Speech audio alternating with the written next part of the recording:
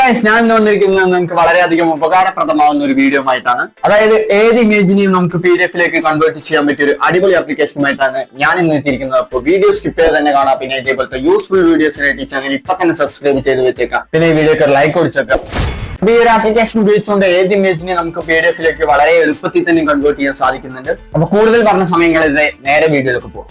അപ്പൊ application open ചെയ്യുന്ന സമയത്ത് ഇങ്ങനത്തെ ഒരു ഇന്റർഫേസ് ആയിരിക്കും കാണാൻ സാധിക്കും. അവിടെ താഴെ കാണുന്ന പ്ലസ് ബട്ടണിൽ ക്ലിക്ക് ചെയ്തിട്ട് നിങ്ങൾക്ക് ഏത് ഇമേജിനെയാണോ PDF-ലേക്ക് കൺവേർട്ട് ചെയ്യേണ്ടത് ആ ഒരു ഇമേജുകളൊക്കെ അവിടെ നിന്ന് സെലക്ട് ചെയ്ത് കൊടുക്കുക. ഞാനിപ്പോ വെറുതെ ഒരു 5 ഇമേജ് അവിടെ സെലക്ട് ചെയ്തിട്ടുണ്ട്. എന്നിട്ട് താഴെ പ്ലസ് ബട്ടന്റെ മേലെ 4 ലൈൻ കാണാൻ സാധിക്കും. അതിലേക്ക് ക്ലിക്ക് ചെയ്തിട്ട് അവിടെ നിന്ന് ഏത് പേജാണ് ഫസ്റ്റ് വരേണ്ടതെന്നും സെക്കൻഡ് വരേണ്ടതെന്നും ലാസ്റ്റ് വരേണ്ടതെന്നും നമുക്ക് അവിടെ നിന്ന് ഡ്രാഗ് ചെയ്ത് സെറ്റ് ചെയ്യാവുന്നതാണ്. അപ്പൊ നിങ്ങൾ ഉദ്ദേശിച്ച ഓർഡർ മാറി മാറി എടുക്കുകയാണെന്നുണ്ടെങ്കിൽ നിങ്ങൾക്ക് ഇവിടുന്ന് അത് അലൈൻ ചെയ്ത് കറക്റ്റ് ആ ഒരു ഓർഡറിലാക്കി എടുക്കാവുന്നതാണ്. കൂടാതെ ആ ഇമേജിൽ ക്ലിക്ക് ചെയ്യുന്ന സമയത്ത് ആ ഒരു ഇമേജിന് ക്രോപ്പ് ചെയ്യാനും ഇനി ആ ഒരു ഇമേജ് നമുക്ക് വേണ്ടെങ്കിൽ ആ ഒരു ഇമേജിന് റിമൂവ് ചെയ്ത് താഴെ കാണുന്ന പ്ലസ് ബട്ടണിൽ പിന്നെ ക്ലിക്ക് ചെയ്ത് കഴിഞ്ഞാൽ നമുക്ക് വേറെ ഇമേജുകൾ ഇതിലേക്ക് ആഡ് ചെയ്യാം.